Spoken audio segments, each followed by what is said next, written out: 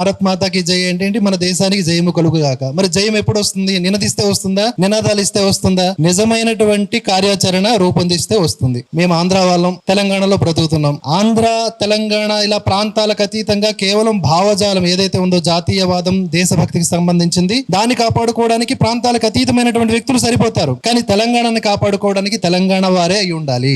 ఆ కాపాడేటటువంటి చిత్తశుద్ధి కులాలకు మతాలకు అతీతంగా ప్రతి ఒక్కరూ తెలంగాణ వాదులే కలిగి ఉండాలి. నిజమైన తెలంగాణ వాదులు. దానికి ఏం చేయాలి? పెద్దలందరూ చాలా సహృదయంతో చెప్తున్నారు, అందరూ రావచ్చు, ఏవైనా చేయొచ్చు అని. కానీ ఇక్కడున్నటువంటి తెలంగాణ ప్రజానీకం, తెలంగాణ యువత అందరూ కూడా అలాంటి చతురతని, ఆ యొక్క నైపుణ్యాలని పెంపొందించుకునే దిశగా కూడా మనం పాటుపడాలి. అదే తుకడేగాంగ్ ఏం చేస్తుంది? డైవర్ట్ చేస్తుంది. జనాలను ఎప్పుడూ కూడా ఏదో చర్చల్లో ఉంచాలని చూస్తుంది.